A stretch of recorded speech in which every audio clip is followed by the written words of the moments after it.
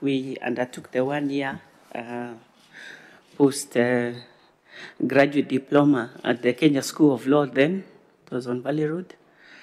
And as a result of that, I obtained a certificate from the Council of Legal Education, and I was enrolled in the role of advocates in 1991, January 1991. I started working for an advocate, a senior advocate, from whom I learned many things, and I respect him a lot. He's still been a mentor to me through the years. And shortly after that, I left because of domestic issues. I got married and I needed to leave the country. When I came back, I did get a job as a legal officer in the Jomo Kenyatta College of Agriculture and Technology. It was called JKU CAT at that time, as a legal officer. And while at the university as a legal officer, actually we were 2 legal officers, I found I didn't have enough work. I asked for more work. And at that place, I learned how to deal with personnel issues, personnel procedures. And after a while, I was also attached to the Dean of Students, and I started helping students under the Dean of Students while still undertaking my legal work. I didn't stay there for long, and in 1993, I was interviewed for a job by the Federation of Women Lawyers in Kenya, FIDA Kenya. They were then trying for the first time to establish a secretariat, and I was among the first members of the first FIDA secretariat along Gong Road. And I started in earnest then my work in human rights and women's rights in particular. I was in charge of the free legal aid clinic at FIDA at the time. And we provided legal services to indigent women. And I was also put in charge of the first ever, I believe, gender violence program. I learned as I went along. I had many mentors, it was rigorous work. And I started learning about women's rights and human rights and all kinds of rights. As a result of that, I enrolled in a program in the University of Notre Dame, Indiana, South Bend, and undertook a Master of Laws degree in International Human Rights Law. And that was 1996, 1997. When I came back, I was fortunate to also, I was offered a job as the executive director of the Kenya section of the International Commission of Jurists. And it was a challenging job. And I worked extremely hard because I felt as if maybe some might have been doubting whether I was nilikuwa natosha unga. It is at ICJ that I really mastered a lot of skills. ICJ is a members' body, so you not only serve you do not only answer to, when you are the executive director of that organization, you not only answer to your board, which we called the council at the time, you also answer to the membership. And I want to believe that for the 5 and a bit years that I served in ICJ, I did a very good job, and a lot of my members at the time are still very good friends of mine, and they remember our days when I was there. I also want to say that at this place, at ICJ, I was an accounting officer, and I felt as if I had been thrown into the deep end of the pool because I came to that organization when we had just lost, the organization had just lost a humongous amount of money in one of the banks that went under, the Kenya Finance Corporation. Was it called Corporation? KFC, I think. And I had to raise a lot of money within a very short time. So one of the skills I learned is resource mobilization. as a result of that problem within the organization at the time, we had lost a lot of staff. I also had to populate the program staff, and because I didn't have a lot of money, I took in a lot of, most of the people I took in at the time were young, fresh out of school, and therefore I just trained them and we held that portfolio together. A lot of them are now in very respectable places, so I think we did. I did a good job as their mentor as well. When I left ICJ, Madam Chair, I spent a bit of time as doing a bit of consultancy work here in the country, and I remember the last one was a consultancy undertook from the Department of Ethics, Integrity and Ethics at the time, under John Gidongo. But soon thereafter, I had applied, and I was fortunate, and I got a job with the UN system in Liberia, and I left. That was in the year 2004. Some of you might recall that the Comprehensive Peace Agreement for Liberia had been signed in August of 2003. So when I got to Liberia, it was really a post-conflict country. Madam Chair, let me say that as a result of my stay in Liberia and working in Liberia for almost 10 years, I really learned the art of working and delivering under pressure. Because working in some of those countries, it's sometimes almost crazy. But in fact, by the time I arrived in the city of Monrovia, curfew was starting at 4 o'clock because the security situation.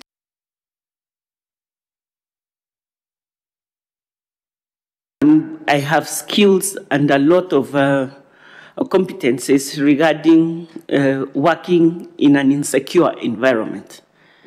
And because of that, actually, every field worker within the United Nations in a post-conflict and conflict country, you're required to undergo very rigorous security training.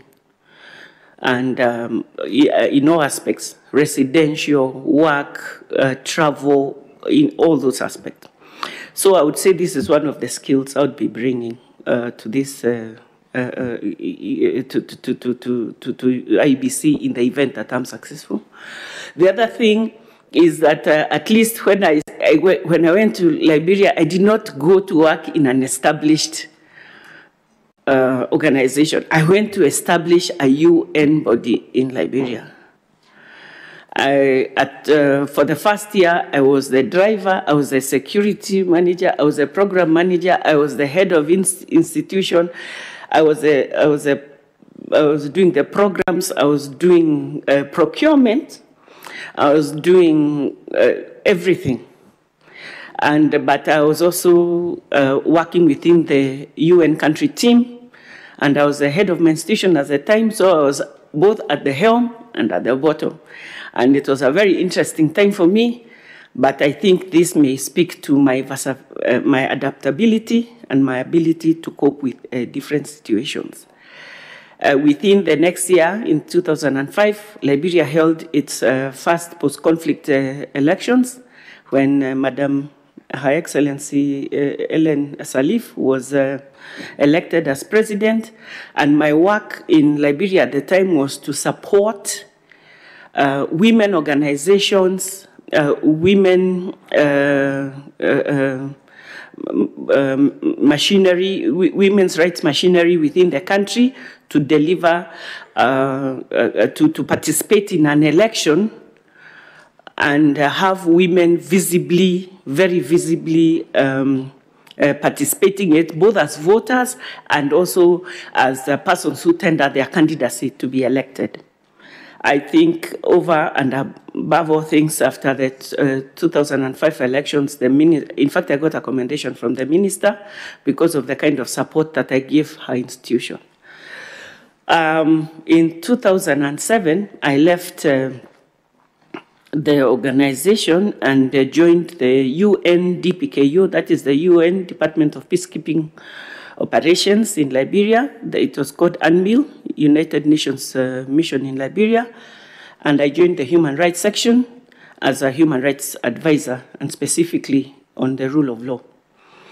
And I want to go faster. So in 2011, I left that particular section on promotion, and I was appointed to head the Legal and Judicial Services Support Division. And it was a unit of the division. And I did that work again for 2 years, and then I really felt I needed maybe to step out of Liberia, and I applied for another job, and I got a job in South Sudan, Juba, and UNDP as the Chief Technical Advisor for the Judiciary of South Sudan. Just about when my year was up is when I was appointed. I was appointed as the chairperson of the Kenya National Commission for Human Rights. Madam Chair, I want to say that I had many experiences as head of a Chapter 15 commission in this country, and even in that job, I brought the skills and competences that I had learned along the way as a leader, as a manager, as a person skilled in resource mobilization, as a consensus builder, as a person who can represent her organization well, as a person who can work to build the visibility of her organization. So these are some of the things that I did at the commission. And I would like to say, Madam Chair, that during my tenure, my 6-year tenure at the Kenya National Commission on Human Rights, we had many, many challenges, including sometimes tensions within the organization, but you never read about any of them in the papers. And that, I think, has to do with the quality of leadership that I offered that particular organization, together with the cooperation and collaboration I had with my very, very able commissioners. And then the other thing I'd like to say, Madam Chair, is that I think even the distinguished panelists here know that the National Commission on Human Rights has had a lot of experience now in monitoring elections in this country. And we monitored the 2017 elections from the primaries through the campaign period to the election, post-election, fresh election, and eventually we even went back now to do another report specifically on sexual and gender violence during the electoral period. We issued 4 reports on the political party primaries. We called it the fallacious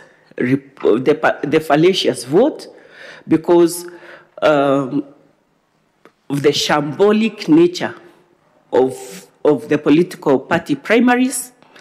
We issued a report after the first general election through the campaign period and put our findings in a report we called Mirage at Dusk.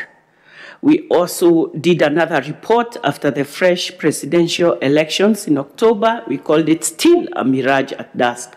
And lastly, early the next year, we issued our sexual and gender violence monitoring report, and we called it Silhouettes of Brutality. I'd like to encourage, I think, every member of a political party to read our reports, because we made some very strong recommendations, and we identified where the gaps are. Having said that, Madam Chair, as a monitor of the elections, I would say that we found the IEBC and its staff and the Secretariat, honestly, to have been very, very, very, very proficient, because that was a very complex election. And from issuing, accrediting observers, accrediting monitors, accrediting voter education groups, to dealing with political parties, to actually conducting the logistics needed for the operations of the last elections, we felt that they really did a good job. So I'm saying this because I'm tendering my candidacy for the position of member of IEBC, and I would like to say that I feel that my skills, my integrity, my work ethic, and even my personality lends itself to be a trustworthy person who, if appointed to this position, would really do a good job to the honor of God and the people of Kenya. I thank you, Chair. Thank you so much, Kagwiria. Allow me to ask you if you are a registered voter.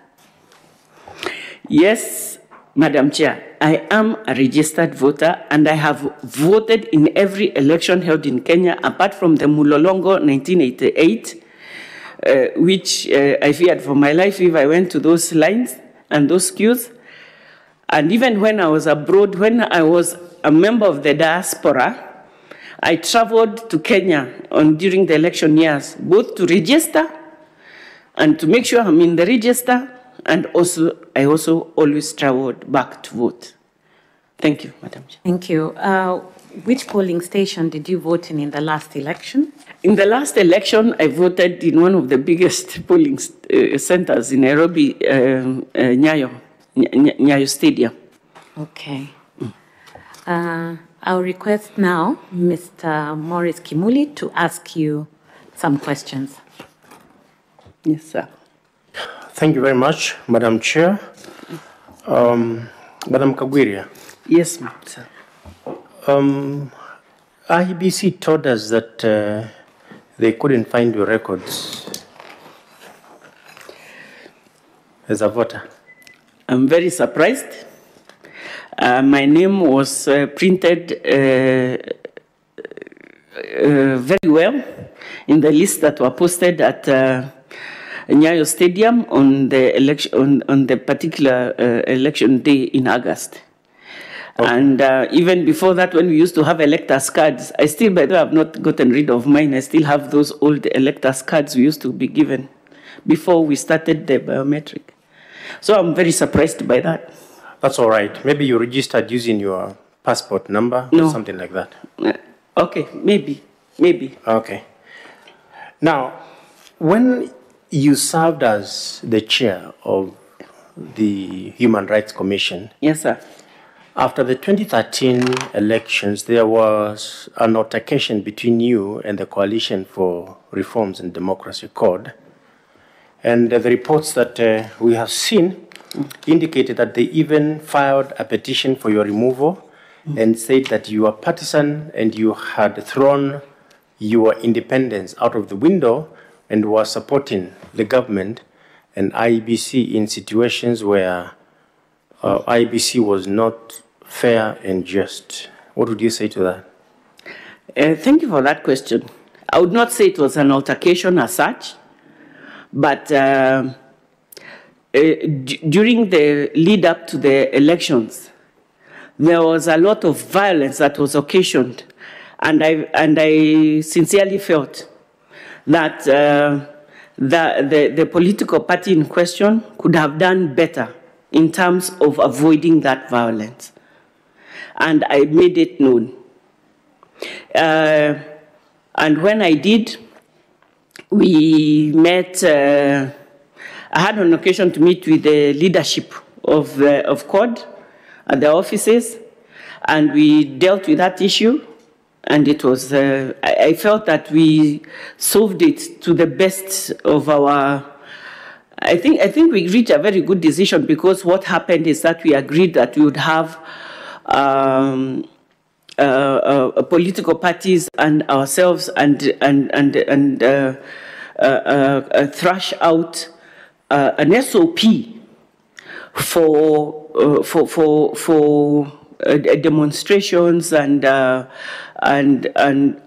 protests that would also involved the IG of police and the National Police Service, to avoid carnage and to avoid violence against innocent citizens or business people or pedestrians, etc., whenever we had protests. And as a result of that, Mr. Kimuli, we did develop with CORD and other representatives of political parties those SOPs. Okay, you remember that time CORD was agitating for the disbandment of the IEBC. Mm-hmm. You remember that? And you also know that that Electoral Commission went on to conduct the 2017 election. Mm-hmm. And the Supreme Court said with respect to the presidential election, there were irregularities sufficient to invalidate the outcome. Mm-hmm. Do you know that? Yes. And subsequently, a number of commissioners left. Mm-hmm. Now, CORD was agitating for the removal of these commissioners, and they went to the streets. Mm-hmm. And do you think, with the benefit of hindsight now, do you think CORD was right in the agitation? I never faulted CORD for agitating, for protesting, for speaking out. But I feel sincerely that political parties have to take responsibility as well. So that when, if I'm a member or a leader of a political party and I organize a protest, then we have to be responsible about how that is done peacefully. Because what the law allows, Mr. Kimuli, is a peaceful protest. But if you recall at that time, because I think you're also in Kenya at that time, yes, most of the protests turned brutal. There was violence. There was violence. Now, they turned violent. And I felt that we needed also to hold political parties responsible for bringing on board protesters who then beat up other people.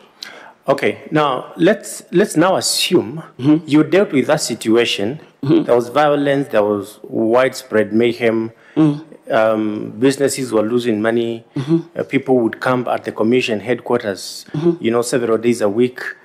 Assume now you are a commissioner and that happens. How would you react to it? The same way you reacted when you were chair of the National Human Rights Commission?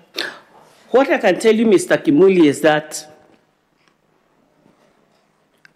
my reaction then was not wrong. Because remember, as a national commission, you are serving all Kenyans. And we had a lot of hue and cry from members, traders, hawkers, business people, motorists, whose cars were being damaged and destroyed and burned and looted. And so we were constantly being asked, whose rights are you protecting?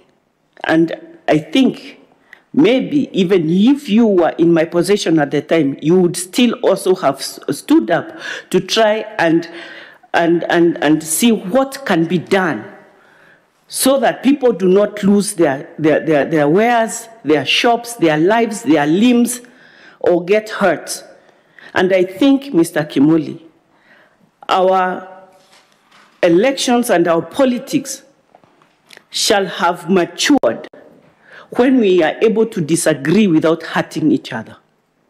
So that was where I came from.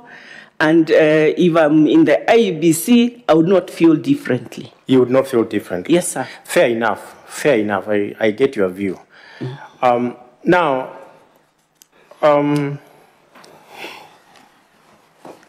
if you look at our election regime of election laws, there are some elections that are regulated under the County Governments Act. Do you know which elections those are? Under the County Governments Act? Yes. I cannot recall them immediately, but maybe to do with the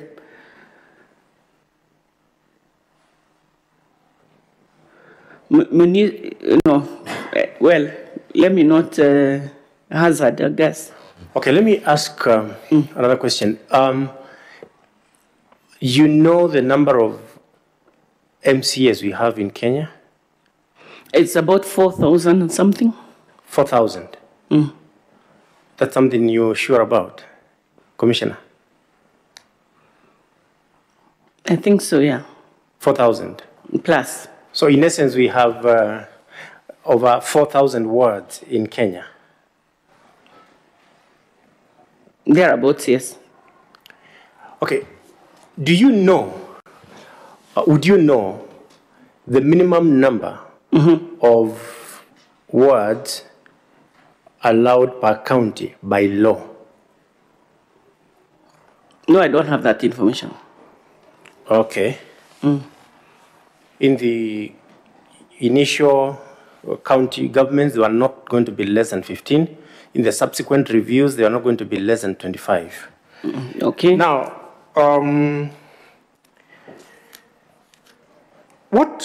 because you've been a chair of a commission, yes. What, in your view, is the law on participation of public officers in political campaigns? It is outlawed, sir. Which law? The Constitution of Kenya. Which public officers? Elected public officers and appointed? No. It exempts all public officers. I think that also includes state officers. Cannot participate in campaigns and electoral activities apart from politicians who are in office, like the president, the deputy president, senators, governors, MPs. What about ministers? Ministers, no. And in fact, even the Electoral Offenses Act repeats that. What does the Electoral Offenses Act say? Under the Electoral Offenses Act, public officers cannot participate. It's one of the electoral offenses for one, to use public resources in campaigns, and to also for public officers to involve themselves in campaigning for any cause or any candidate or any party. Oh, there is that bundle. You can look at tab 11. I just want to pick your brains on this. Tab 11 is the Leadership and Integrity Act. Have you found it? Yes. If you look at section 23, an appointed state officer other than a cabinet secretary or a member of a county executive committee shall not, in the performance of their duties, act as an agent for or further the interests of a political party or candidate in an election, or B, manifest support for or opposition to any political party or candidate. So if you look at that section, it exempts cabinet secretaries and members of the county Execs. You confirm that? Yes. So do you still stick to your view that ministers and cannot be allowed to campaign? I want to look at the Electoral Offenses Act. Yes, it's section 18. It's section 15, sir. Section 15, yes. A public officer who engages in activities of any political party or candidate or act as an agent of a political party or a candidate in an election. And it goes on to talk about publicly indicate support or opposition against a party, engages in political campaigns, uses public resources to initiate new development projects in any constituency. So that blah, section, blah, blah, blah, blah. I think, and that is the basis of my. So do you think there is a conflict between Section 15 and Section 23? I think so, sir. So in your view... In fact, you recall that Section 23 was brought in as an amendment, I think. So in your view, should ministers be allowed to campaign? It is my considered view, Mr. Kimuli, that CSs, PSs, everyone who is paid from public funds and who is a civil servant, now we call them public servant, yes, should not be allowed to use their clout and their resources to campaign for any party, including the government that pays them. That's my view. Fair enough. Now, because you dealt with rights, and yes, you sir. know that everybody has a right to vote. Yes, sir. Including employees. Yes, sir. How does the law protect the right of employees to vote? I think in this very act, the Electoral Offenses Act, there's a provision that mandates or makes it mandatory for employers to allow their employees to vote. And I think what then that means is that if I work for company ABC and I'm not given permission to leave without sanctions to go to vote, then that company can be held liable for an offense under this particular act. And it also says that an employer cannot duck the pay of a person who is so given time to go to vote. So allow me to ask you one last question. On election day, yes, sir. Assuming, we have regulations on use of election technology. Assuming technology fails at a polling station, briefly, what should happen according to the law? I want to say that it actually did happen in a number of the polling stations that we monitored. In the event of the fail of the technological gadgets that are used to aid the poll voting at the polling station, then the presiding officer shall revert to using the manual manual records, so that nobody shall be sent away. People can still exercise their right to vote, because I think our law allows for both the electronic system and also manual voting. So who makes the decision to revert to manual voting, to suspend technology? I don't think it's a decision to suspend technology so much, Mr. Kimuli, as the technology failing and reverting to the manual records. Perhaps after this you can look at Regulation 26 of the election technology regulations. It has a very clear procedure on what should happen and the chain of authority before a decision to suspend the use of technology is allowed if technology has failed. Thank you very much, and all the best. Thank you very much. Thank you, Mr. Kimuli. I'll now request Dr. F.S. Abdallah to ask you some questions. Yes. Thank you, Madam Chair. Madam Mbogori, as a commissioner, you'll be responsible for policy development and oversight. I'll be responsible for what, pardon? As a commissioner, you will be responsible for policy development and oversight of the commission. Right. That is, of course, sorry, I was forgetting, I was talking to you. If you are successful. Yes. Right. Right. Are there any policies you have implemented in your vast experience where you feel you would like them to come in, and for what reasons? At the IEBC? Policies I have developed elsewhere. Correct. Which would be useful in IEBC. Right. Okay. One of the things I would like to to say in response to your question, Dr. Abdallah, is that from my perusal of documents emanating from the IEBC, I would say that the IEBC is a highly, highly regulated environment. And I must say I had anticipated a question like this, and I have to say that I cannot think of a policy that I have developed or we have developed in any place I've worked for that may not be covered in IEBC. However, there are some regulations that I have not been able to see. And if I was successful to go to the IEBC, one of the things I would like to look at is, for instance, policy and regulations relating to security. Security of staff, security of data, security of field officers, security of all IEBC hires, especially during actual elections.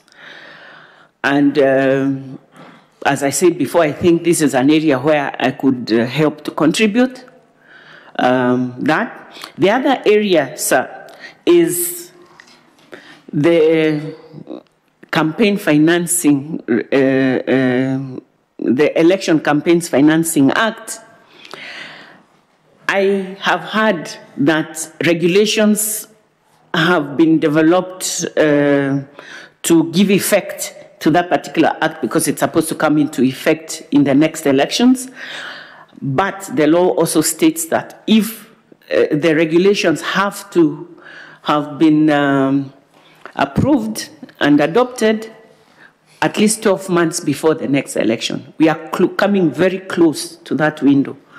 And I don't know, I have no information, even from all the research I've done in preparation for this meeting with you, is that I could not get any information to ascertain whether Parliament has passed that, those regulations.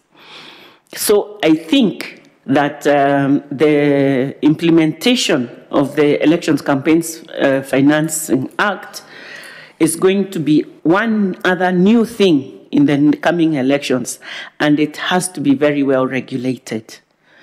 And if there may be gaps, I would think that I would be able to contribute, possibly not for 2022 elections, but maybe further. And I think that's an area where I would like to really contribute. Thank you, Madam. Good corporate governance is one of the areas requiring strengthening, according to the Commission's strategic plan for 2020-2024.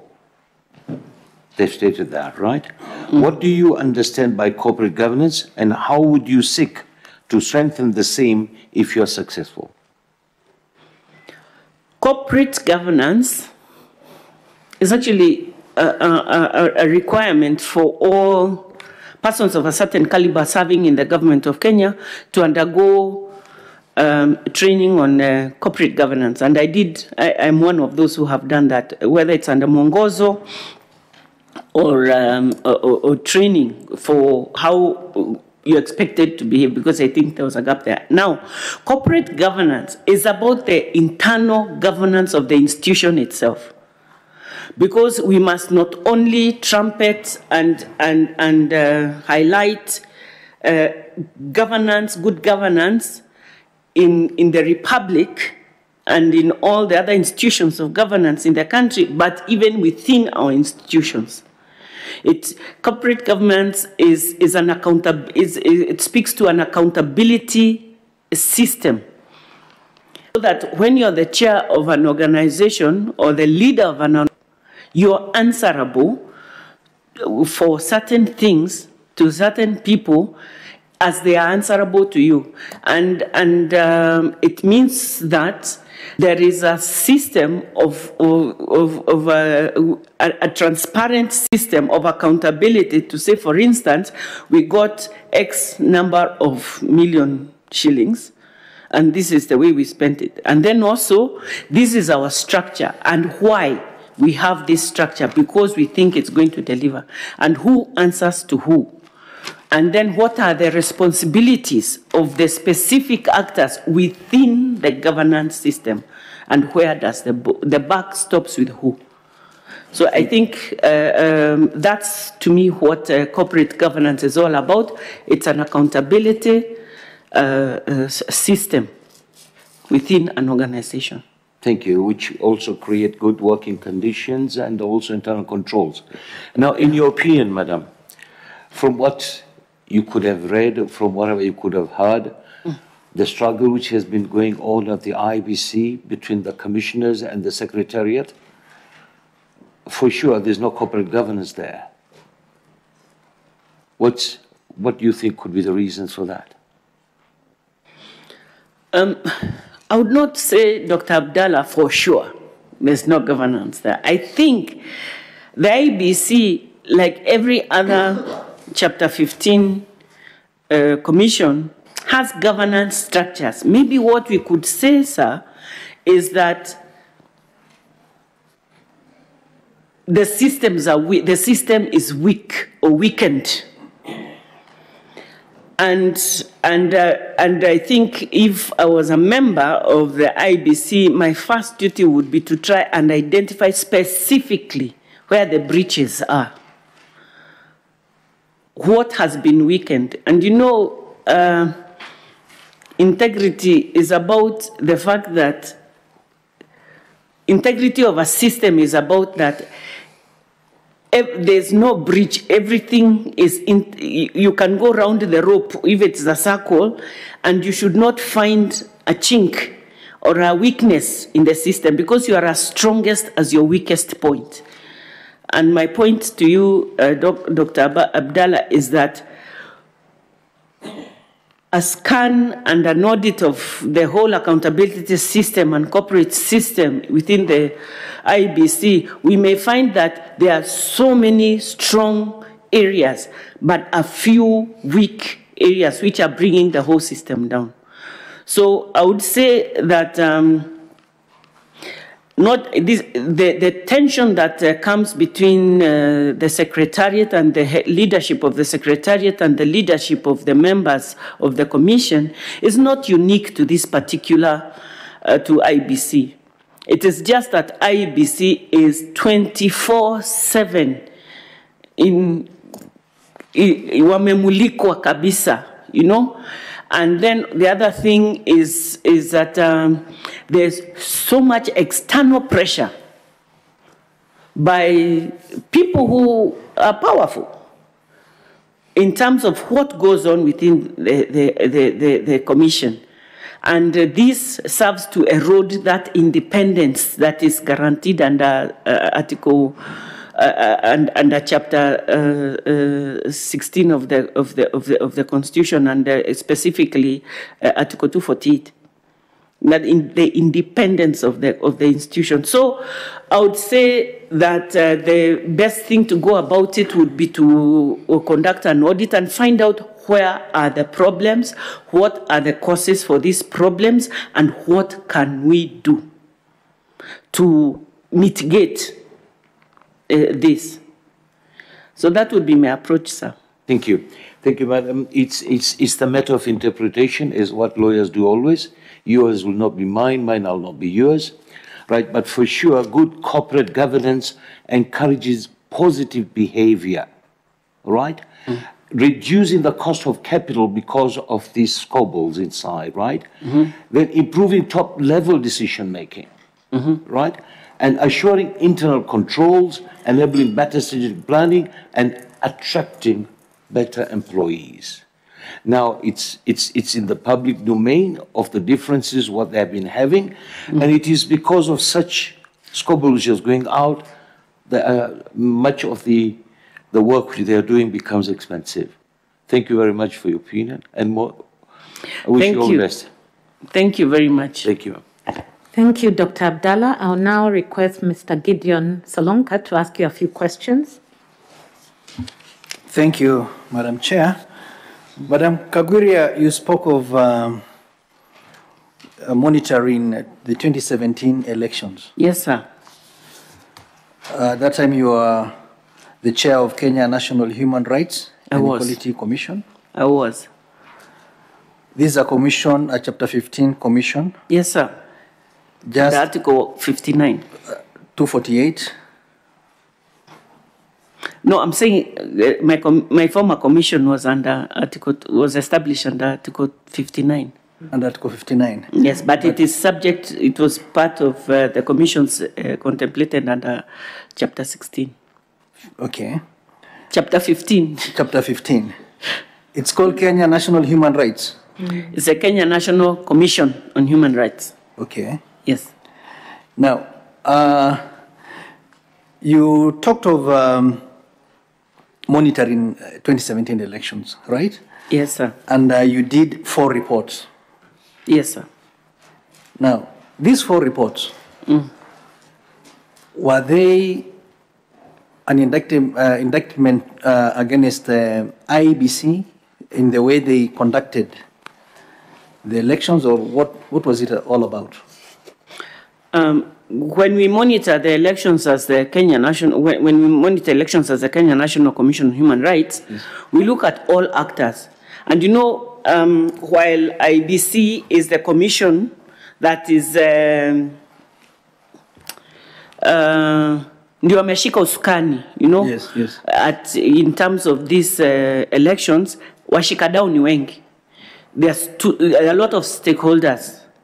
So in our reports, you'll see that we have recommendations about what missteps we felt that IEBC did or gaps, and we made recommendations to those. The registrar of political parties, Okay. etc., etc. Let's All narrow- different kinds of people. I want us to narrow to the mistakes done by IEBC. Were there mistakes done by IEBC in your reports? In our reports, we did find some gaps here. Gaps? What were these gaps? Let me also say that as part of our monitoring activities, we monitored through the lens of the Electoral Offenses Act, because the Electoral Offenses Act is the one that tabulates offenses against Article 38 of the Constitution. Please tell me. What we did, for instance, there are places where the balloting papers did not get there on time, and therefore the polling stations opened quite late. Okay. There are some places where there were some skirmishes. For instance, in the voters' register, a number of people could not find their names, and yet they purported to have. They said they had registered. So all their those names were not on the register, etc. Yeah. All those were mistakes against IEBC. Yeah.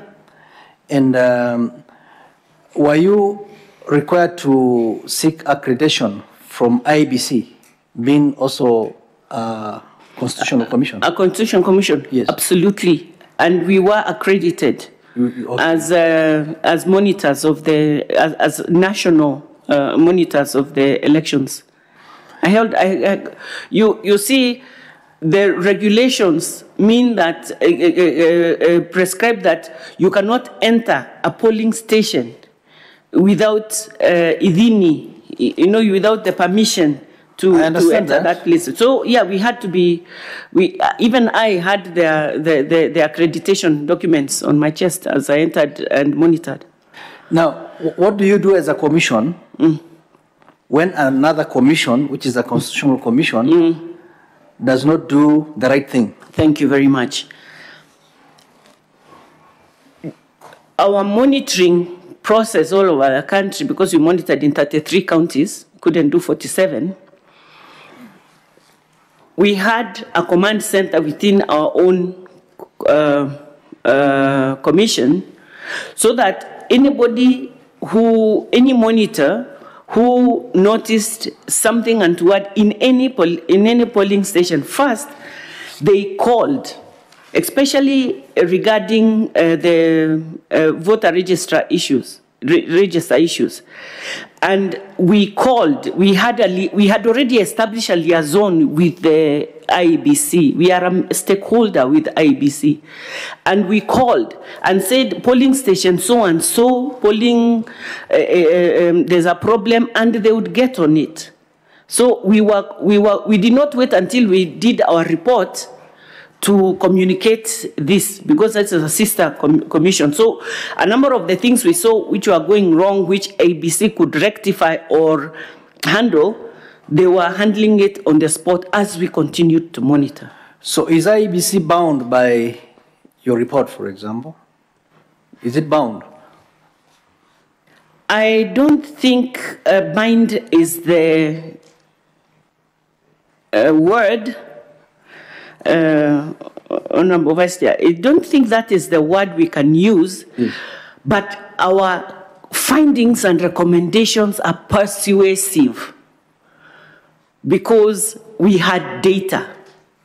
We were not taking these things from out of the thin air. We had names, we had specifics, and I think our recommendations, once presented to IEBC, because we did present them to IEBC, were received with grace. They were graciously received, but the issue is that there were. It's to try and see whether actually then anything has been done to mitigate or to stop the same problems in a new election cycle. But in the by-elections that have been held since the last elections, a lot of things were rectified, which we had pointed out. Thank you. Okay, assume you are a commissioner and your former commission does a report on the elections that you preside over, and so many other observers come and say that the election is a sham. What will you do? And they blame you as IEBC that you've mismanaged that election. What will you do as a commissioner? I'll feel sad for a bit, but I would not take time to wallow, because the most important thing when you get criticized is to really pick out the gems in the criticism and to see what you need to take responsibility for. So will you take responsibility? Absolutely. If indeed the complaints and the criticism is merited. And what will you do? What will take measures? Take measures to address the issue. But more than anything else is actually to engage the stakeholder who gives you that criticism. Will you resign? No. Why should I resign? You will not? No, because you see, the job is a corporate responsibility. It is not Kagwiria Mbogori's fault. She did not do that. Because why I'm saying that is because I know I will never do anything deliberately to sabotage a process as important as elections in a democratic society. There's nothing I will do or fail to do deliberately. But if it is a bona fide mistake, yes, then I'll take responsibility. If my mistake is so huge and I have messed up seriously, I would not hesitate to resign and to remove myself so that maybe a better competent person can come and do that. But I also want to say, maybe I take it also with a pinch of salt, sir, because I have been racking my mind to remember the body of commissioners our country did not find fault with after an election. Thank you. Okay, what was the name of the electoral body that conducted the 1992 elections? ECK. Okay, and who? Sorry, Electoral Commission of Kenya. Okay, and how its commissioners appointed? At that time, Yes. I have not looked at the old Electoral Commission of Kenya Act, and I can't remember whether this was the commission that was elected. Okay, you can. Check Okay, I can't remember how they were. How those ones were appointed, but yes, definitely not a rigorous process as this one. Okay, now. Please highlight some provisions of the Constitution of Kenya 2010 that anchor our multi-party democracy.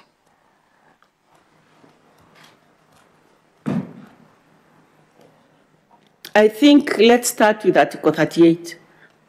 Article 38? Yes, Article 38, which is in the Bill of Rights. Yeah. Because I think it's the one that really provides for the right to establish or to start or to initiate or to start a political party, to participate. Yeah? Another one, which one? I think most of Chapter 7 of the Constitution of Kenya of 2010 is totally anchored, because about the representation of the people. Okay. It's totally anchored in establishing and anchoring our our society as a democratic society. Which article pronounces Kenya as a multi-party democratic state? I can't recall now. Can I review? Because I have it right here in front of me. You'll do it later. Okay. Article 4.2. Article 4.2. Okay. Thank you. I wish you all the best. Thank you very much. Thank you so much, Mr. Solonka.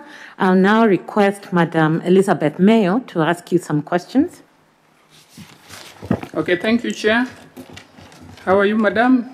I'm very okay, good. Take some water, then we start. No. You can continue, ma'am. You can multitask, eh? Yes, I'm a woman. Okay, you told us that one of your key strengths is in revenue mobilization. Yeah. Yeah? From the strategic plan, IEBC just launched the other day, they have identified a deficit. And Treasury will not give them enough, actually, to bridge the gap. So if you are appointed commissioner, how would you help IEBC mobilize revenue such that this strategic plan is implemented as per the plan? Thank you very much, Ms. Mayo. First of all, I'm tempted to just revert to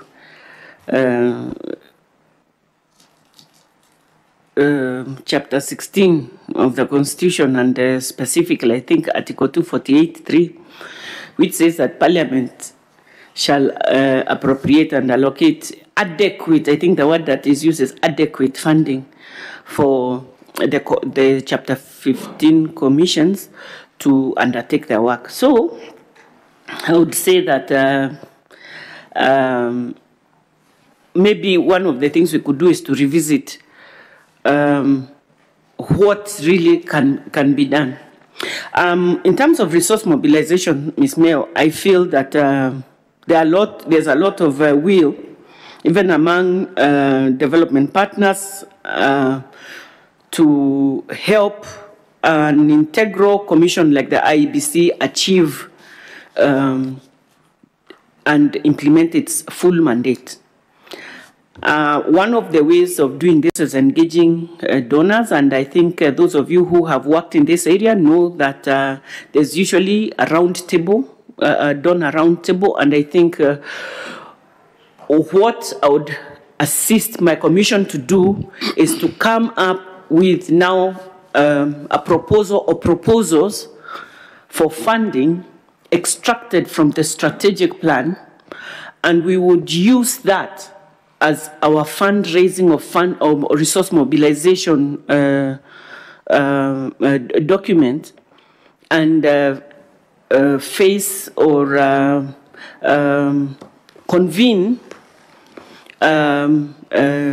donors, and most donors have a working group around elections, and that the group we would see. And then what happens at that round table is that every government would commit to, which is interested in partnering with us, would commit to giving us funds for certain things.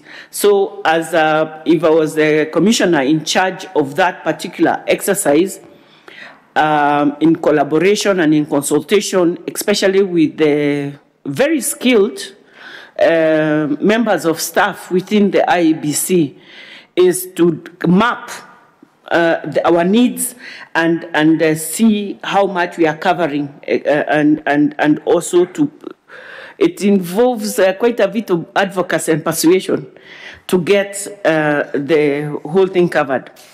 Ms. Mayor, one of the areas that is almost often not well covered is voter education. And yet it is one of the most important areas of the electoral process, because it ensures that we don't lose resources through, or we do not mar the whole electoral process through so many spoiled votes or so much confusion by voters, because voter education clears certain things. When at the polling station, people come to the polling station knowing what to do. You don't cross out everything. You don't draw pictures on the thing.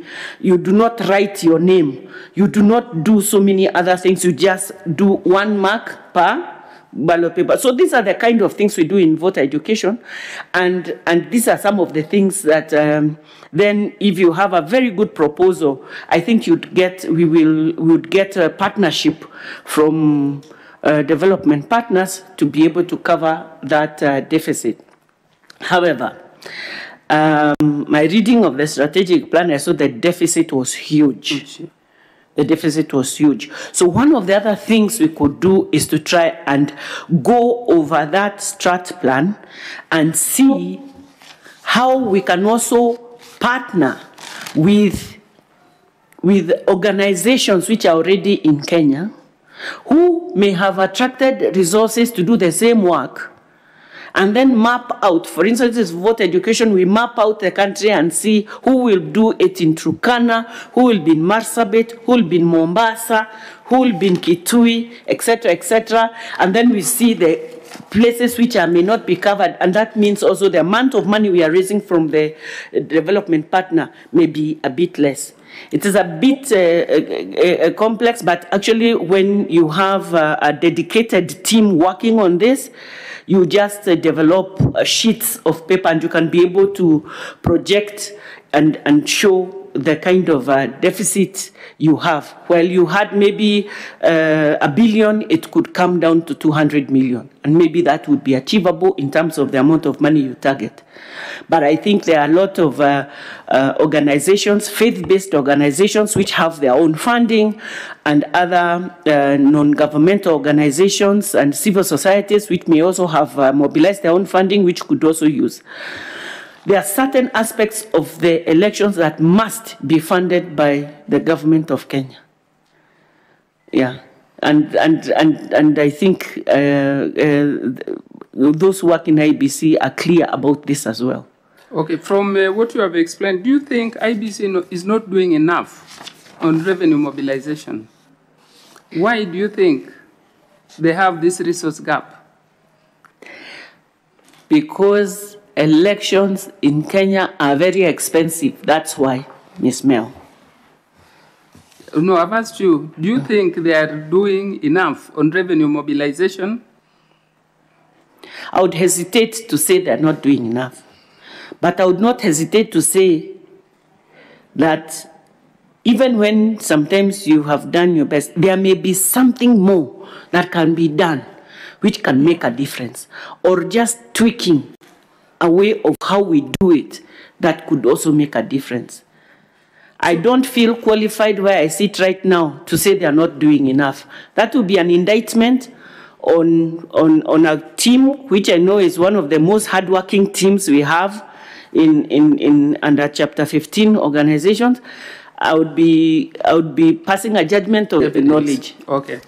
So if you are appointed, I believe you also agree with me from what you have said, you will add value. I believe that I can really add value on revenue mobilization. On resource mobilization, yes.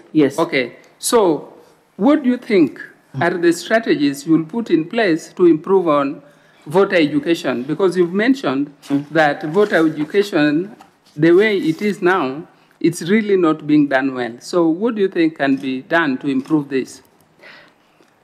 One of the things I would like to say from the outset is that the IEBC has developed what I consider to be excellent voter education materials. Yeah. There's a voter education curriculum, there's a voter education manual, and I think there's even other voter education materials. What I would bring to the table is a long experience in stakeholder analysis. In just the area of civic education and voter education area. Because there are a lot of actors, including community-based organizations on the ground. And with the when you have all your stakeholders, and then you map them so that you make sure that there's not an area of the country that is left uncovered. One of the other things then you do is then you identify who has the resources for what. Because what the IEBC will not have is money to then pay for these exercises. But we have people on the ground who are voter education specialists at even constituency level, who will then work with the CBOs in their area. And I think this could help lessen. The other thing I would do is that standardization of delivery is usually a problem. So that the folks in Turkana, although they are delivering the education in Turkana, are not doing their own things and delivering a very different education from those in Wajir or Garsa. So that's the thing. The standardization is the responsibility of the IEBC to ensure that the education that is going out is of the same standard and people are being told the same things and they are accuracy. Okay. Yes. Thank you for that. Yes, sir. Yes, ma'am. Yeah, when you are giving us an example of your experience in Liberia, and the 2017 general election, you talked of gender violence. Yes, ma'am. Yeah? Yeah. Something you are very, very passionate about. Eh? I am. Yes, yeah. So can you tell us some examples of gender violence? Because this is something which has been identified as a real challenge, which is preventing women from participating effectively in general election and even going for elective positions. What do you think is the problem and how can it be cured? The examples of sexual and gender-based violence during elections is varied. From what you could say mild to very severe. Abuse. Most female contenders for political offices are abused. And the abuses tend to be tend to have a sexual innuendo. In Himalaya, no woman, no wife, no mother wants to be called a prostitute. Yeah. Nobody wants to be shamed in public. And that's intimidation right there. That's intimidation. Then there is shaming, rumors and anonymous flyers and being told, oh, you really, I don't want to use this national forum because we are on TV to actually say the words that have been printed against women and what they have been called, but I respect and I deeply, deeply respect women politicians out there because you have to really develop a hard skin. The other thing is harassment. It's like duress, so that so much stress is put on you so that you can abandon altogether. The other one is actually physical assault. Yeah? They are being touched all over their bodies. And finally, there's even sexual abuse, rape. Rape. And it is worse immediately when the country looks as like it is combusting at the end of an election. And because there's always someone celebrating, there's a group celebrating, there's a group up in arms, and women are soft tissue that gets crushed and crumpled in between there. And I can talk a lot about this, but in our Silhouettes of Brutality report, we actually investigated and reported on cases of actual women who are Kenyan. Okay. And using their own voice to say what happened to them. And as a result of that, actually, we had to mobilize more money now for psychosocial support, because when you get someone to tell you their pain, you bring it all up again. So you also have to give that kind of support. Okay, thank you. For you as a commissioner, if you are appointed, yes, to come up with the solutions to this, you must go to the root cause of the problem. So in your view, what do you think is the cause of this? Why should we have violence against women? Why not violence against men? I know a lot of us say, oh, it is cultural. It is not cultural for Africans to crush and abuse and rape women. So I don't go there. I just say it is just a free-for-all bad behavior and controlled hooliganism, if you may, Ms. Mel. So because I think that once in 5 years, it's as if we license hooliganism and uncontrolled behavior and accountability. Unfortunately, those who are vulnerable within the community will always get hurt. So are you trying to say that during elections there is lawlessness? A lot of it, yes. And if there is, who should we blame? You talked of accountability. The responsibility must be. Let me give you an example, Ms. Mel. Yeah. During the 2017 elections and the political primaries, polling stations were almost a no-go area, because there was mayhem. That's why we felt that the political party primaries at that time were almost all shambolic. There was not a single, even the big political parties, none of them had a full register of their members. It was a free-for-all. One of the things we noticed, we said that if political parties don't even have registers, and it is required under the law, including the Political Parties Act. Yeah. If you don't have that, then who comes to vote in the political party primaries? There's just bribery. There was bribery. You bribe people, they come. And in some of the cases, we found somebody there writing their names in a register so they can vote. It was really irregular. It's as if there's no regulation or laws, as if the electoral offenses don't apply when it's political primaries. So it was terrible. People were clobbered and almost killed during those those political party primaries. And I can assure you, in our monitoring, we found that in the in the political party primaries, very few women participated because of how violent and how chaotic it was. In each polling station, only 2 policemen were posted.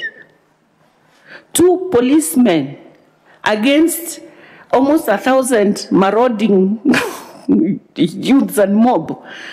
Many of them just saved their heads and ran away and left people to their own problems. But in some cases where there was not a very big group of people causing problems, the 2 policemen were able to control issues. I mean, to control and secure the area. So there are places where the policemen ran away. Yes. And left people to do what they want. Yes, and then, in fact, we were asking ourselves, even you, if you're that policeman, you're seeing them coming with rungus and things, you're going to wait there.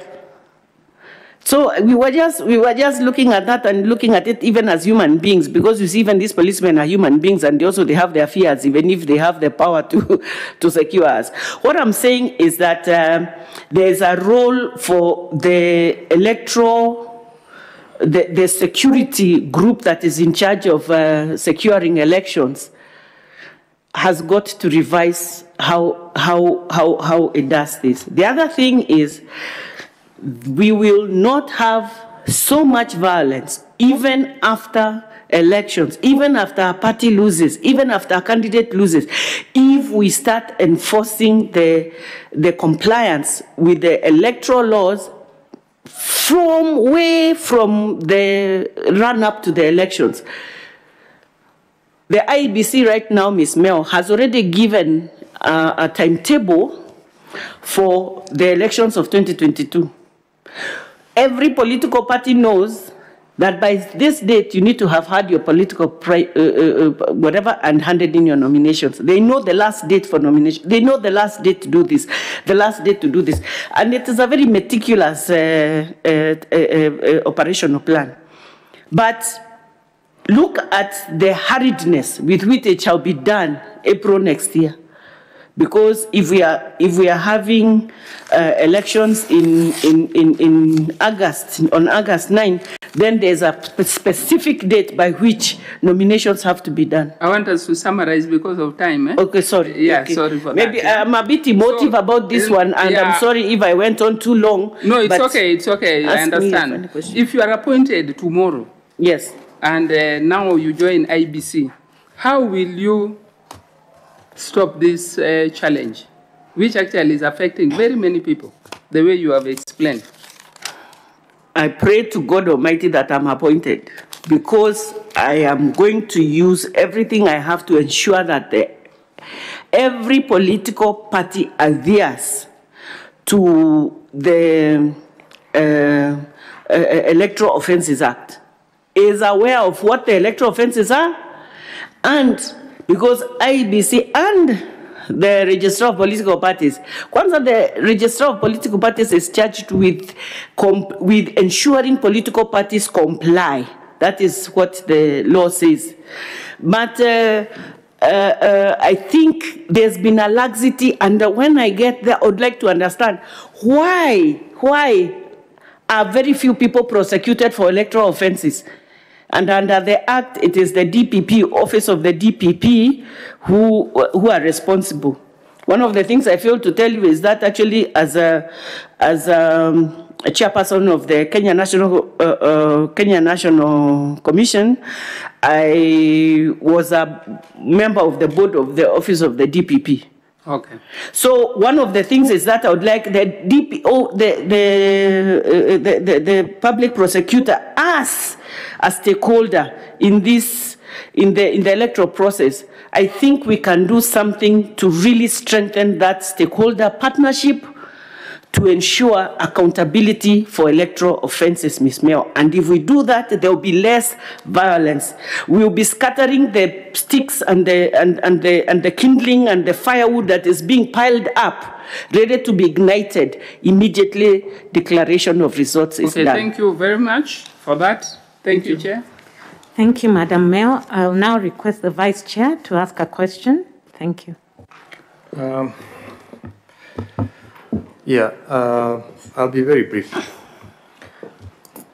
Yeah, you talk of, again, just picking up on that, where we've left on the violence against women, especially, and the role of the commission that you headed as a chairperson for that period.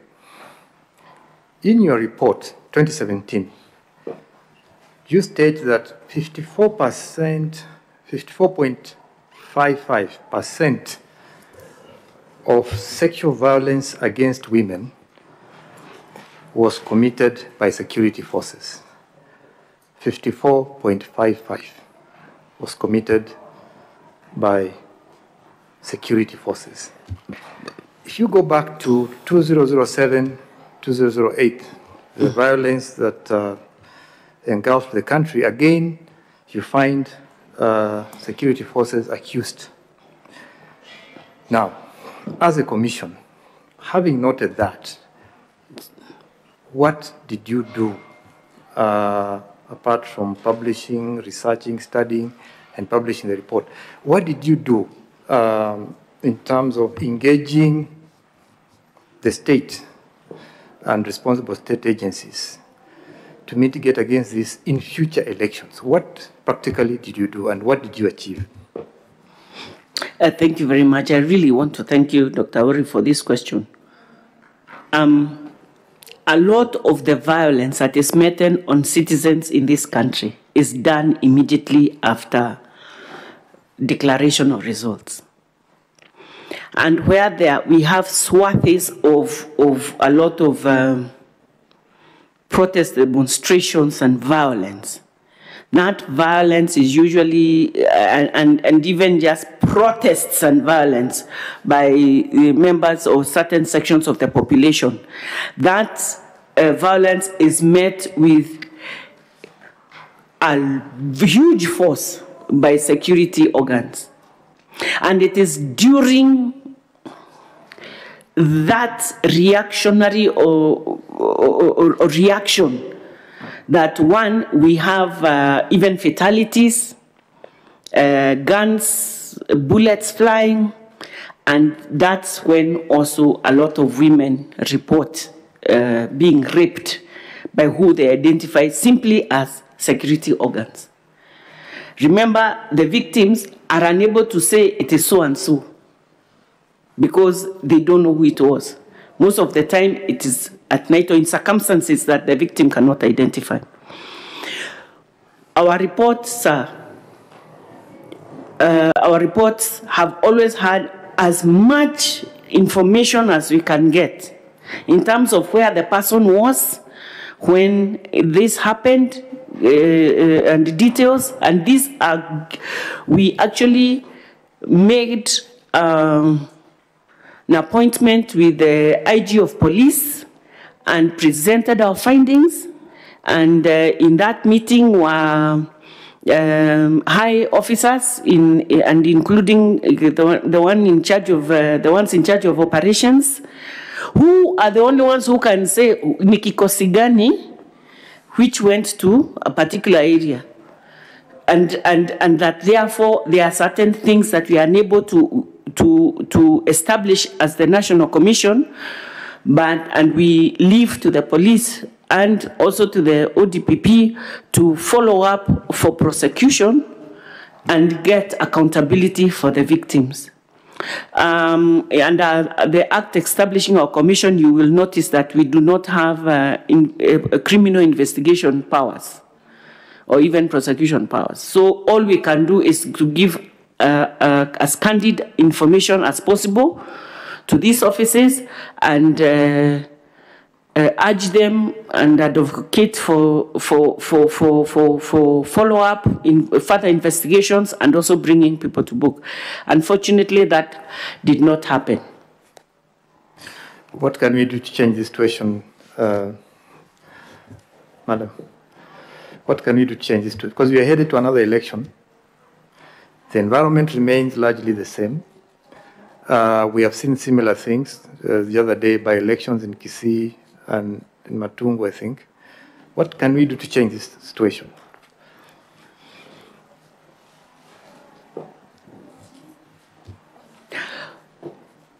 hold security organs accountable.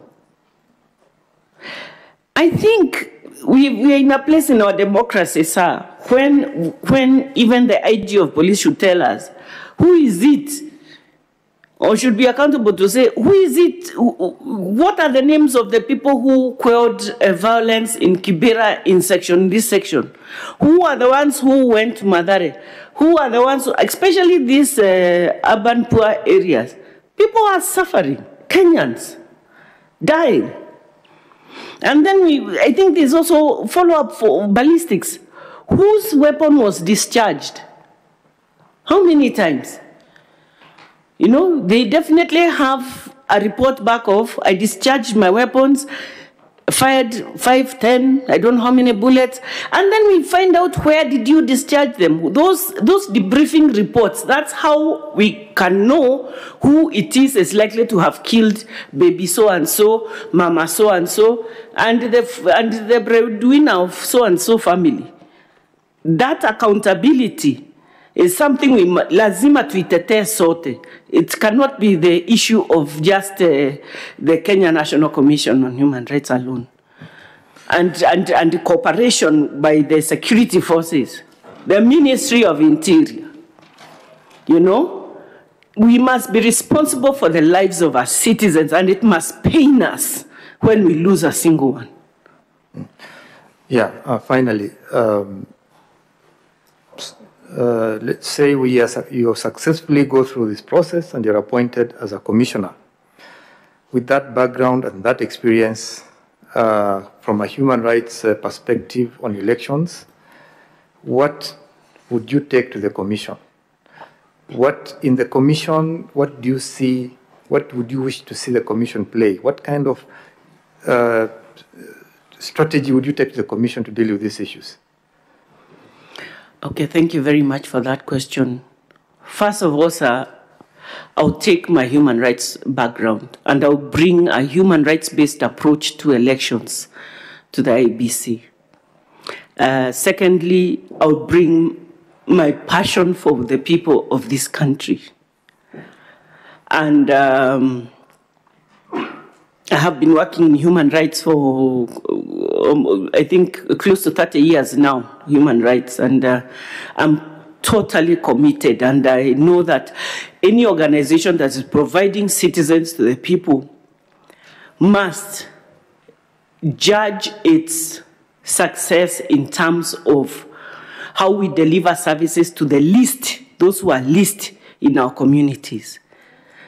Sir, allow me to say that I'm a Christian, and I would like to quote from the Bible that there's this man who was healed by Jesus of blindness, and he was asked, what do you see? And he said he is seeing people as trees. I think there are a lot of us in this country who see people as trees, and we need a second touch so that we can start seeing them as human beings. And this passion and compassion and empathy with my fellow patriots and citizens is what I will bring to IEBC. I'll also bring a dedication and work ethic and a complete a finisher mentality so that we can try and look at where the gaps are. The other thing is that one of the things that is part of my personality actually is that apart from just being a people person, is that I'm a very good team player and a worker in teams. And I do this by taking time to quickly learn what people's strengths are, and that those who will be in the teams where I will work, I will identify what are the individual strengths, because a team is not strong because we are all alike. It is strong because we bring certain unique things to the team, and then champion and motivate those people to bring those, all of us to bring what we are best at to the team so that we can really deliver. But most of all, and what I always ensure is that even the driver who drives the car to take materials to Marsabit or Isiolo or somewhere must have a hand in delivery of results of that strategic plan. And they must take pride in it. And if we can achieve that kind of spirit, I know that we can improve delivery of elections in this country, sir. Thank you. Reverend Father, to ask a question. Thank you, Chair. Madam Kagwiria, I really admire the passion with which you've worked to see that we get people's rights attended to in this country and other quarters. But I also see the passion with which you want to come with to IEBC. Allow me to ask you this, because you said it, loud and clear. There's a lot of external pressure from people who are so powerful at IEBC. How are you going to handle that? Reverend Mutie, thank you for that question. I think there must be people in this country who must be willing to push back without fear and without favor. Otherwise, we'll be engulfed in flames. Whether it is ODM, whether it is Jubilee, whether it is the smallest party, they must toe the line. Otherwise, we are done in this country. And every cycle of election shall be the same.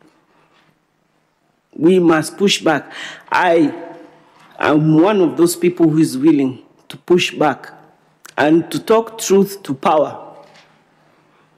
We must do that, because there's enough place for political parties to operate with order as required by the Constitution of Kenya, and to ensure that their own internal governance.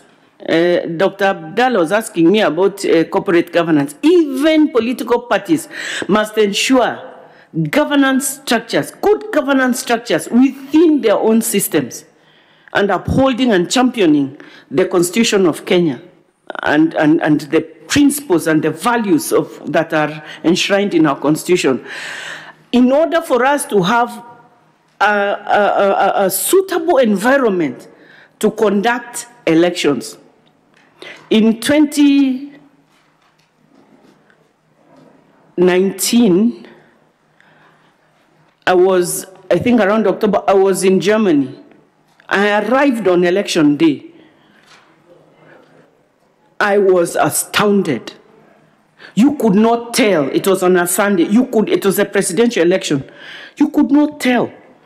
You could not tell that there were elections taking place. Then I just wondered, and I prayed to God, because for me, I pray. I prayed, oh Lord, may we reach such a day when we can have elections in our country, and it is an ordinary day when you can even just go and eat somewhere al fresco. Not worried. And maybe if we all cooperate and ensure compliance with the law, this day shall come for all of us in Kenya.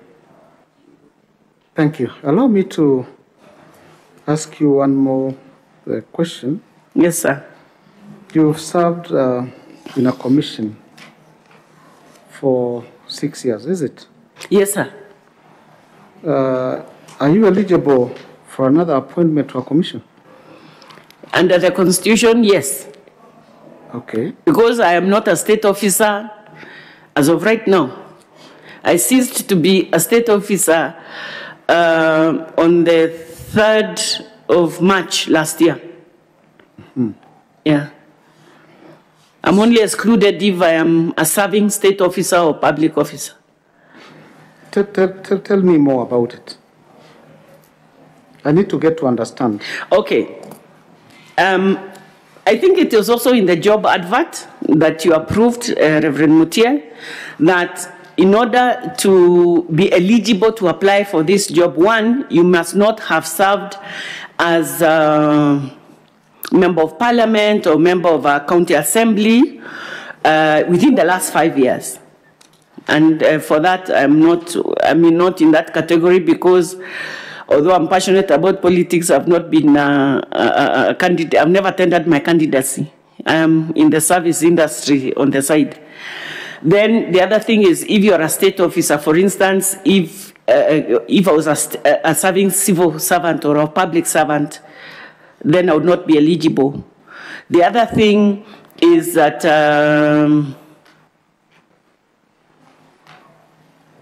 I suppose those are the ones I can say that that would rule a candidate for this process ineligible for elections. Thank you.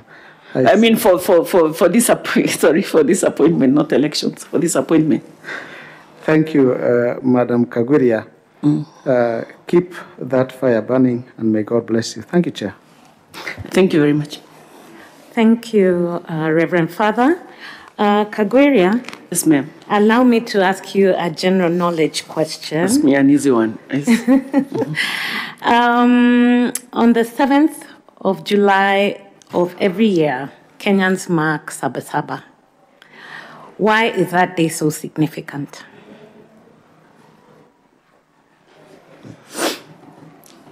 In 1990, it was 1990, 7th July 1990. I remember it because one of my friends had a baby on that day, and I was almost caught up on the skirmishes, going to see her.